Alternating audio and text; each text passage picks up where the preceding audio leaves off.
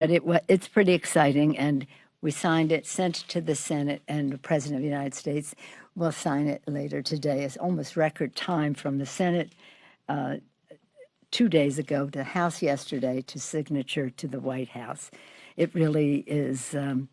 It was a day of celebration and also reflection. I can talk more about it if you wish, but we have a lot to cover here because we have to get on with the George Floyd Justice and Policing Act. We seem to be making some progress there. I'm very proud of the work of Karen Bass for what she has done on that legislation, and it's challenging. We're proud of the bill that we passed last year and this year, and hope that in the very near future we will have come to agreement in a bipartisan way to pass this legislation. All of it a part of how we build back better. The negotiations are going on about the infrastructure bill, but we are committed to our full American Jobs and Families Plan.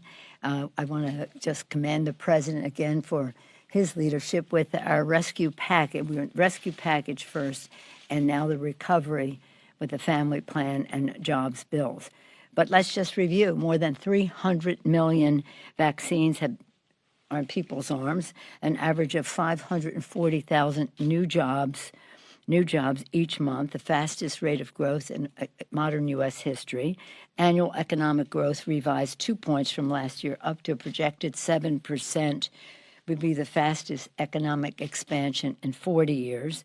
And unemployment projected to go down a full 2% from projections of 1 year ago, and the biggest paychecks across the board, especially for low-income workers. Our work isn't finished. As Chairman Powell said, we have more to do. It would be premature to declare victory, so we know that we need to do more. We must build back better, and that's what the discussion is about. Where do we come to agreement on what is infrastructure? How close can we come on the funding? How is it paid for? Those are matters of discussion right now, and we hope that we can have bipartisan infrastructure bill. However, that doesn't mean that we will abandon how we see infrastructure for the future. Not 1959, with all due respect to President Eisenhower and the interstate highway system, that was important. But now we have to have other features that relate to broadband, to water systems that are now over 100 years old. The list goes on. But you can't build back better unless you have more people building back better. And that's why the human infrastructure pieces of us are so important. Child care. Let's enable women to fully participate. Child care. Home health care, issues like that. Family and medical leave. The child tax credit, issues like that enable families to fully participate in the economic prosperity of our country as we go forward. At the same time, their children and their loved ones safe. So again, we like to say build back better with women. We must also address the economic inequality. So some of our members say build back better with equity.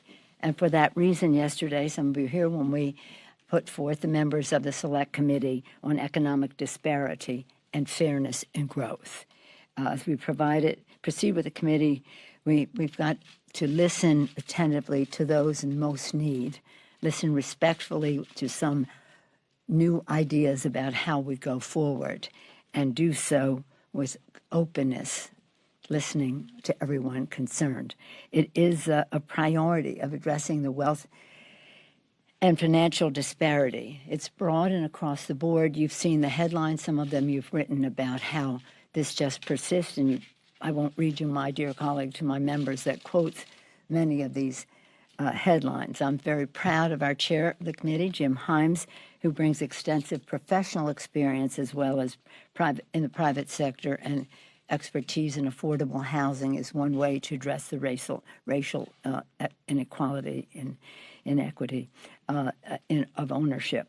Marcy Kaptur, focusing on regional economic revitalization, representing the Great Lakes area, and areas that have lost jobs in the last few decades. Gwen Moore, leading action to close the racial wealth gap from her perspective as an inner city representative. Vicente Gonzalez, recognizing the ties between economic growth and infrastructure connectivities there in a rural area affected by trade immediately with Mexico, with immigration and the rest, a very interesting perspective. Pramila Jayapal, who has been talking about worker fairness, making workers, well, she has many good ideas that will come before the committee, but they all relate to delivering workers better wages and a better future. Angie Craig, representing family farmers and ag community, and with a strong emphasis on unionization. Alexandria Ocasio-Cortez, addressing generational disparities as well as increasing worker power. Everybody's about increasing worker power, and so is she. And Sarah Jacobs, focusing on the future of work with both a family and global perspective. I take the time to say that because that embraces many of the challenges we face, all of it to set a higher standard for how we pass our legislation. It's not a legislative committee. It'll make recommendations to the standing committees of jurisdiction. And as we talk about such actions, as we talked about Juneteenth, we talk with sadness and pride about the passing legislation to designate the National Pulse Memorial, that site, a national memorial. We did that yesterday. Hearts break thinking about that haven for young people, Pulse, where young LGBTQ, mostly Americans, enjoyed music and dancing, was violated by an act of bigotry and violence. When I met with the survivors and families immediately after that, and then later when they came to D.C. to make their case, it was all about stop the gun violence. Stop the gun violence. We were there to console them, but they were using their pain to prevent other people from joining that horrible club of losing a loved one. Today, again, also marks 6 years since the racist attack on Mother Emanuel Church in Charleston. This all comes down to the gun violence issue. And as we keep saying, we are not going away until we pass legislation to stop gun violence, and we will have a better chance to do it if we pass H.R. 1. Clearly, the Republicans in Congress are handmaidens of the gun industry, and they have prevented us from passing. And although it's bipartisan, it's not enough for us to pass it in the Senate. So, again, the For the People Act is really important for many reasons, including the personal safety of America's families and children. And again, a lot going on, Pulse and Juneteenth and stopping gun violence and passing H.R. 1, and we're making progress there, as you probably are observing. So it's a busy time. I'm proud of our members. They have been working on their committee work. We can talk more about that, what will be coming up next week and the week after before the 4th of July. As we celebrate the birth of our nation, we want to do so having made progress for the people. Yes, sir. Thank you, Madam Speaker. David Spunk with Fox News. I appreciate it. Speaking about some of these big issues that you have over the next several days, I want to read something that my colleague got from Congressman Yarmouth. He said, I think our caucus understands that essentially we're all Joe Manchin. With the margins we have, everybody has the ability to tank whatever we're trying to do. We have zero margin. Essentially, everybody's in a position to sabotage whatever we're doing. Do you feel that way? No, I feel that we are building consensus in a very positive way, and Congress will work its will in a way that is respectful.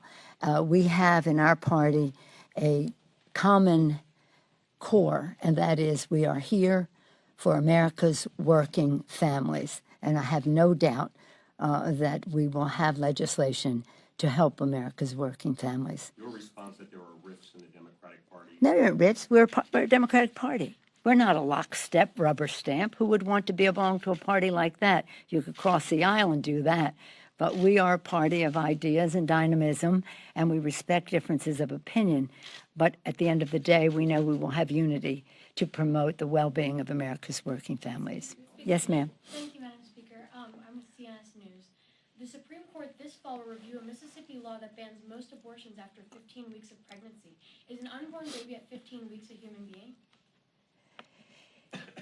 Let me just say that I am a big supporter of Roe v. Wade. I am a mother of 5 children in 6 years. I think I have some standing on this issue as to respecting a woman's right to choose. Is it a human being? Yes. Speaker Pelosi, Yeah, but, yes, ma'am. On infrastructure, there's some in the Senate and on the left, and some in the House who say that the bipartisan package has to include expansive, bold climate change provisions in order for them to support the bipartisan component. Is that a position that you take, or would it be okay to include those perhaps in the reconciliation bill that's also being formulated?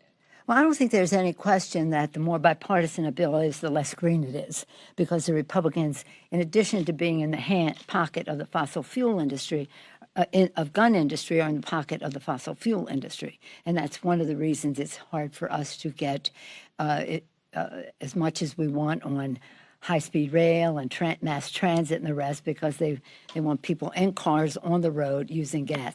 But we will have provisions for electrification, which some of the Republicans have not been enthusiastic about. I'm not worried about what you proposed. We know that the one bill is not going to do it for us. We have to have a bill that not just about addressing green, but addressing women, people who are in charge, people with disabilities who need care and the rest, so that their family members and they can fully participate in how we go forward. I don't think that that's a problem. I think it's important for people to say what their priorities are as we develop how we go forward. 1 step, 2 step. I don't think that's the debate. I think the debate